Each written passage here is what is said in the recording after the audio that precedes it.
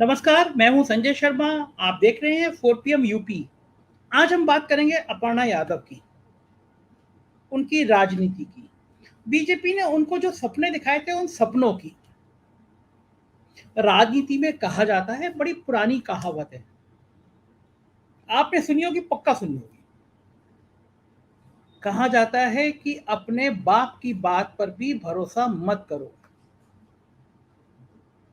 और नेताओं की बात पे तो भरोसा कभी मत करो। एक छोटा सा किस्सा बताता हूं आपको। एक नेताजी थे, उनका बेटा छत पे खड़ा था। नेताजी ने कहा, बेटा कूद जा। बेटे ने कहा, क्या कह रहे हैं पिताजी, मैं छत से कूदूंगा, मेरे हाथ पैर टूट जाएंगे। उन्होंने कहा, बेटे मैं खड़ा हूं ना, मैं तुझे पकड़ लूंगा, इतना भी भरोसा नहीं है। बेटे को लगा बाप नीचे खड़ा है, बेटा कूद गया। नेताजी ने हाथ हटा दिए, बेटा गिरा, उसके पैर टूट गए। अस्पताल में एडमिट कराया गया। नेताजी पहुंचे तो बेटे ने कहा, ये क्या किया आपने पिताजी, आपने हाथ हटा दिए। नेताजी ने कहा, राजनीति का पहला सिद्धांत है कि अपने बाप की बात पर भी भरोसा मत करो। ये मुझे तुझे सबक सिखाना था कि किसी पे भरोसा मत करो। और कुछ कुछ ऐसा ही सबक मुझे लगता है अपर्णा यादव जी ने सीख लिया होगा, इस एक साल में सीख लिया होगा। उत्तर प्रदेश में विधानसभा के चुनाव होने थे। भारतीय जनता पार्टी कस के हमला कर रही थी, बहुत जोर शोर से हमला कर रही थी, समाजवादी पार्टी पर हमला कर रही थी। तब भारतीय जनता पार्टी को लगा कि समाजवादी पार्टी को खराब मैसेज देने के लिए, समाजवादी पार्टी को कमजोर करने के लिए ये सबसे अच्छा रास्ता है कि यादव परिवार के लोगों को तोड़फोड़ की जाए, उनको अपने साथ शामिल किया जाए। बहुत प्लानिंग करी उन्होंने।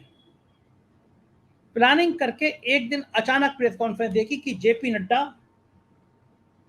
अपर्णा यादव के साथ प्रेस कॉन्फ्रेंस कर रहे हैं।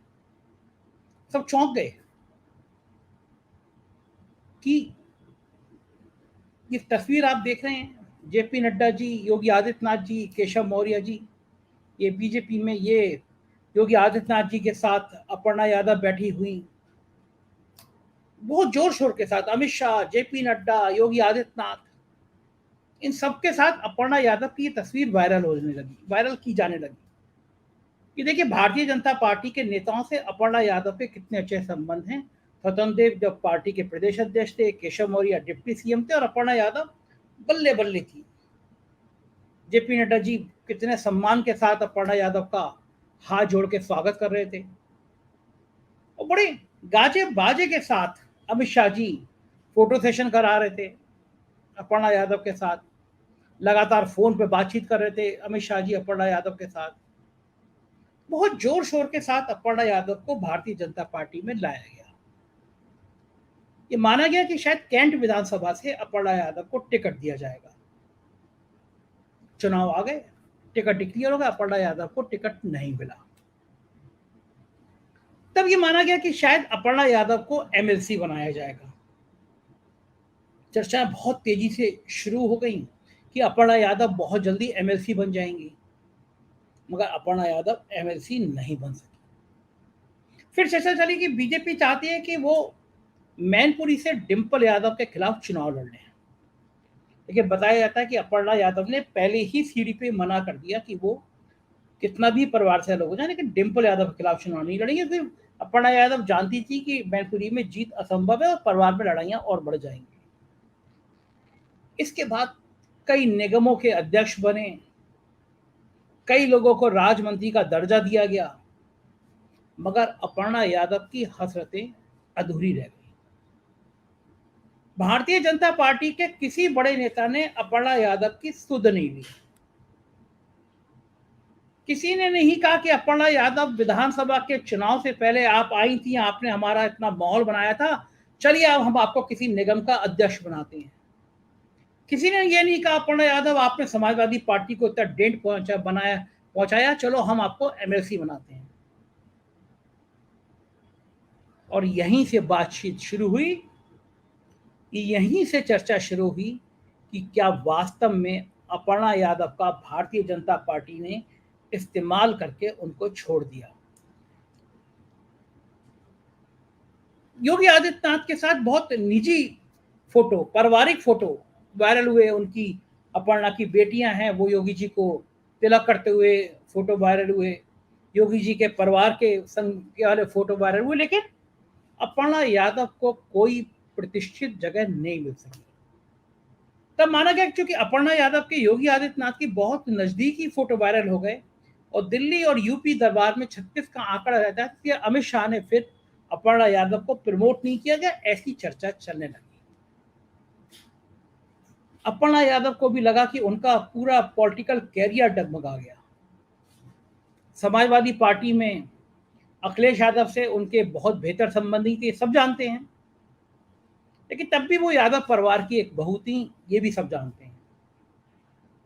लेकिन इस बीच में जिस तरह भारतीय जनता पार्टी ने उनका इस्तेमाल करके छोड़ दिया, इसकी चर्चा बहुत हुई कि शायद भारतीय जनता पार्टी में यही रीत और यही नीत है कि आदमी को बुलाओ, इस्तेमाल करो और फिर उसको छोड़ दो। कम से कम अपर्णा यादव के मामले में ये दिखाई देने लगा। एक साल तक पूरा इस्तेमाल अपर्णा यादव का, प्रेस कॉन्फ्रेंस कराई गई, विधानसभा के चुनाव में कवरेज कराई गई, गांव गांव डगर डगर अपर्णा यादव को घुमाया गया और फिर अपर्णा यादव को भूल गए लोग। पिछले दिनों शिवपाल यादव और अखिलेश यादव की दोस्ती फिर से हुई, नेताजी के निधन के बाद हुई, और फिर शिवपाल यादव और अखिलेश यादव सब गले शिकवे भूल कर एक हो गए। अपर्णा शिवपाल जी के करीबी मानी जाती हैं, तो माना गया कि शायद शिवपाल अपर्णा को भी समाजवादी पार्टी में वापस लाएंगे, लेकिन ऐसी कोई पहल अभी होती हुई नजर नहीं है। अब मेयर का चुनाव आ गए। अपर्णा यादव की तमन्ना है कि बीजेपी उनको मेयर का टिकट दे दे, जबकि भारतीय जनता पार्टी की जो मौजूदा मेयर थी संयुक्ता भाटिया, उनकी दावेदारी भी काफी मजबूत है बीजेपी के अंदर। पूरा परिवार संघ से जुड़ा रहा है, उनकी 2-3 पीढ़ी आरएसएस से जुड़ी रही है। संयुक्ता भाटिया खुद भी व्यवहार कुशल रही हैं।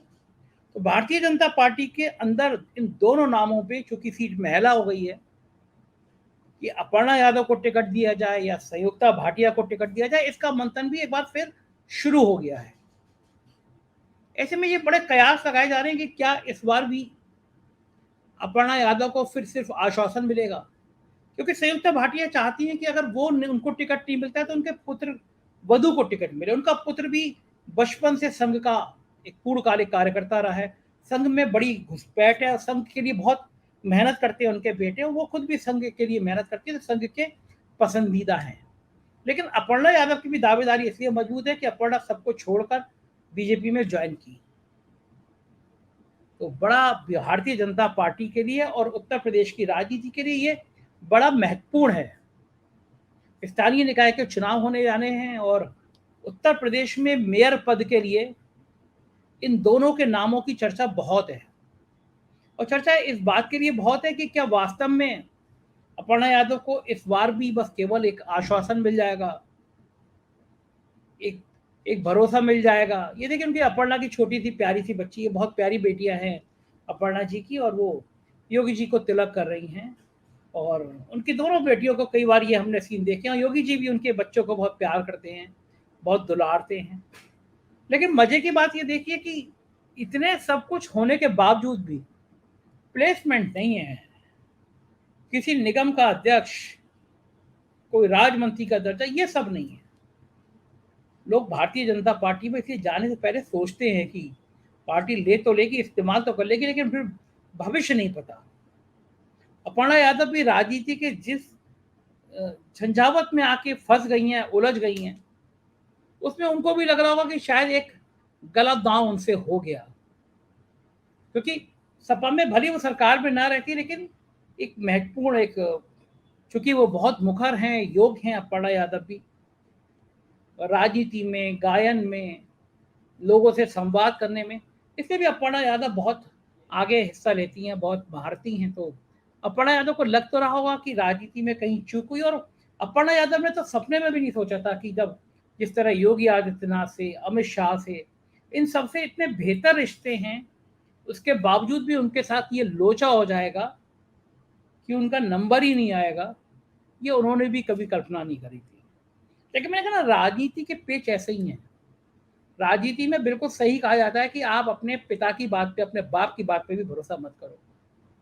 तो अपर्णा यादव को समझ में आ रहा होगा कि वो जेपी नड्डा के साथ फोटो सेशन, वो अमित शाह के साथ फोटो सेशन, वो योगी आदित्यनाथ के साथ फोटो सेशन, ये सब तो ठीक है, आपको अपनी ब्रांडिंग करने के लिए। एक काम जरूर हुआ कि योगी जी ने अपर्णा को एक शायद जेट जेट श्रेणी की सुविधा, सिक्योरिटी दी है। तो वो सिक्योरिटी में उनके संग 8-10 कमांडो वमांडो रहते हैं। तो ये मैं थोड़ा कंफ्यूज हूँ, जेड है या वाई श्रेणी है, लेकिन एक विशिष्ट श्रेणी की सिक्योरिटी दी गई है उनको। और जो सिक्योरिटी दी गई है उसमें उनके संग बहुत सारे कमांडो रहते हैं। मतलब ये भोकाल रहता है कि अपर्णा जी चलती हैं तो अपर्णा के संग में 2-3 गाड़ियां पुलिस की चलती हैं। और नेता लोगों के लिए ये भी एक बड़ा महत्वपूर्ण रहता है कि उनको सिक्योरिटी कौन सी मिली है, क्योंकि ये आपका आपका स्तर जो है वो तय करते हैं आजकल। तो आजकल के ज़माने में कि वाई श्रेणी, मैंने भी नेट पे देखा, वाई श्रेणी की सुविधा सिक्योरिटी मिली हुई है। तो ये सब चीज़ें भी डिपेंड करती है कि बहुत सारे कमांडोज गाड़ियां आपके साथ भोकाल के संग चल रही हैं। तो बेचारी को, अपर्णा जी को केवल उन्होंने वाई श्रेणी की सुविधा देकर मामला निपटा दिया कि भाई राजनीति महत्वाकांक्षा मन नहीं पालें। और अपर्णा जी जानती हैं अगर समाजवादी पार्टी में वापस जाने की सोचेंगी तो अगले दिन ये सिक्योरिटी वापस हो जाएगी। शिवपाल जी के साथ भी ऐसे ही हुआ। तो ये राजनीति में है, अगर आप सत्ता के संग रहते हैं तो आपको वाई जेड जो चाहेंगे आप सिक्योरिटी मिल जाएगी, मकान मिल जाएगा। लेकिन आप विपक्ष में जाएंगे तो ये सब चीज़ें आपसे छीन ली जाएंगी। तो मेयर के में उस टिकट किसको मिलता है, इस पर निगाह रहेगी। हम पॉलिटिकल बातें करते रहेंगे इस चैनल पर। सब्सक्राइब करिएगा। शुक्रिया, थैंक यू।